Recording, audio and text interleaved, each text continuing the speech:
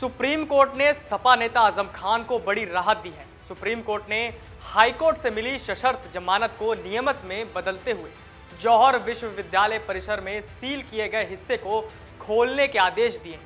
इस पर आजम खान ने प्रतिक्रिया देते हुए कहा कि सुप्रीम कोर्ट इतिहास रच रहा है।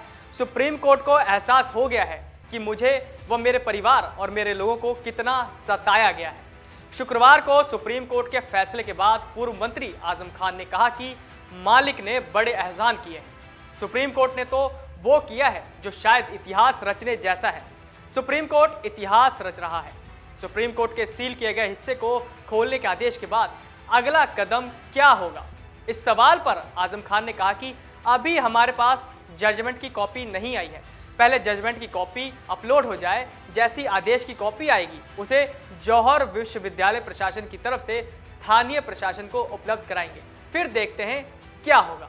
इस दौरान आजम खान ने कहा कि सुप्रीम कोर्ट ने उनके अधिवक्ता की ओर से दाखिल सुप्रीम कोर्ट के आदेश की अवमानना संबंधी याचिका को भी मंजूर कर लिया है और इस पर बहस के लिए जल्द ही तारीख मिल जाएगी। यह याचिका आजम खान ने अधिवक्ता के माध्यम से यह कहते हुए दाखिल की थी कि सुप्रीम कोर्ट के आदेश के बाद भी जौहर विश्वविद्यालय परिसर में तारबंदी जारी रही और इतना ही नहीं, 2 भवनों को सील भी कर दिया गया। आजम खान ने कहा कि सुप्रीम कोर्ट का शुक्रिया जो उन्होंने किया है। जमीन पर ऐसा ही होना चाहिए क्योंकि उसके बाद इंसाफ का कोई दरवाजा नहीं रह जाता। सुप्रीम कोर्ट ने जो भी किया कमाल किया है और वो ही कर सकते हैं। कुदरत इनको इनाम दे जो उन्होंने हमारे साथ इंसाफ किया।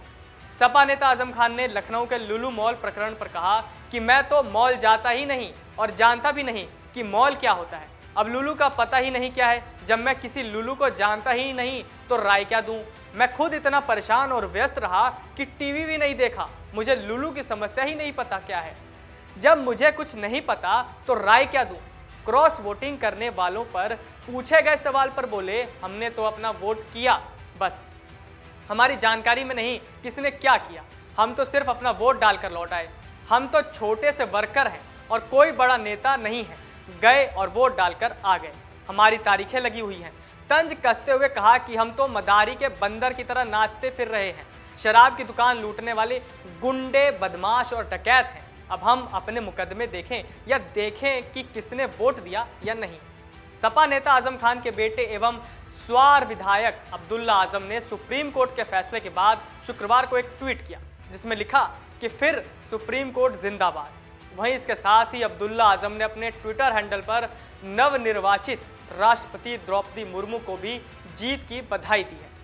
आजम खान ने हाथरस में डंपर से कांवड़ियों को रौंदे जाने में 6 कांवड़ियों की मौत पर दुख जताया। उन्होंने कहा कि सरकार ने पीड़ित कांवड़ियों के परिजनों के लिए जो मदद का ऐलान किया है उसमें कंजूसी की है। सरकार के दिखावे और अमल में अंतर है, ऐसा नहीं होना चाहिए। सरकार एक तरफ कांवड़ियों पर फूल बरसा रही है और इतनी बड़ी घटना के बाद सिर्फ 1 लाख रुपए का मुआवजा दे रही है। उन्होंने केंद्र सरकार से 50 लाख रुपए और प्रदेश सरकार से 50 लाख रुपए अलग अलग पीड़ितों परिजनों की आर्थिक सहायता करने की मांग की है। जेल से जमानत पर रिहा होने के बाद आजम खान ने पहली बार खुलकर सरकार पर निशाना साधा। उन्होंने कहा कि मेरे लिए खतरे बहुत बड़े हैं। सरकार मेरी दुश्मन बनी हुई है। सरकार की मेरे लिए घृणा मेरे जीवन और मेरे परिवार पर खतरा दर्शाती है। मेरी Z+ सुरक्षा बहाल किए जाए क्योंकि अभी मेरे पास एक विधायक की ही सुरक्षा है। अमर उजाला से बातचीत में आजम खान ने कहा कि सरकार की ओर से मेरे रामपुर में दाखिल न होने को लेकर याचिका दाखिल की गई थी जो कि खारिज कर दी गई थी। यह घृणा मेरे जीवन और मेरे परिवार पर खतरा दर्शाती है। उन्होंने कहा कि अभी मेरे पास सिर्फ एक विधायक की सुरक्षा है जो कम है। मेरे लिए खतरे बहुत बड़े हैं। सरकार मेरी दुश्मन बनी हुई है। सरकार मुझे, मेरी पार्टी और मेरे लोगों को बर्बाद करने पर तुली है। सरकार मेरी दुश्मन है। ऐसे में मेरी सुरक्षा बढ़नी चाहिए।